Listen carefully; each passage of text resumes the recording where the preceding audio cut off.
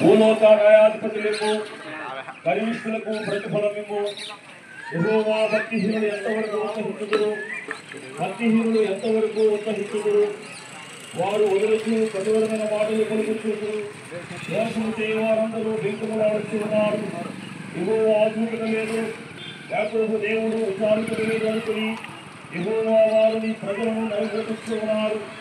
ఈ స్వార్థములు బాధించుతూ ఉన్నారు. పిల్లవాళ్ళను పరమేశ్వరుడు చంపుతూ ఉన్నారు. తండ్రి లేని వారిని హతము చేస్తూ ఉన్నారు. జనములు పశుకాయలారాజును ఆలోచించుడి. బుద్ధిహీనులారా మీరు బుద్ధిమంతులు. చెవులను కలుగజేస్తున్న వాడు వినకుండునా? కంటిని నిర్మించిన వాడు కానకుండునా?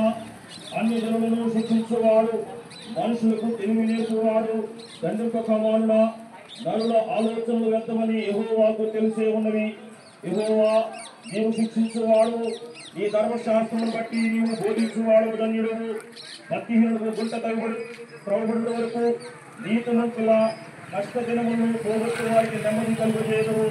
యెహోవా తన ప్రజలను ఎడబాయువాడు కాడు, తన స్వాస్థ్యమును ఎడనాడువాడు కాడు.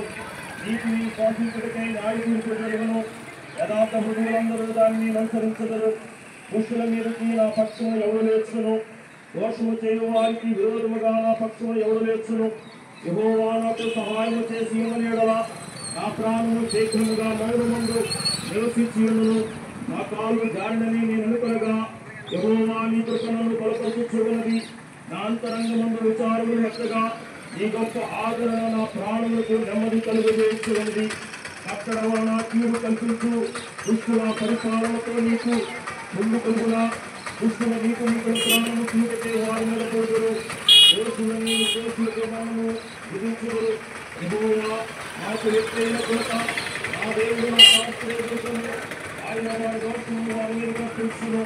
వారి కృతమును బట్టి వారిని సంహరించును. మా దేవుడు యెహోవా వారిని సంహరించును.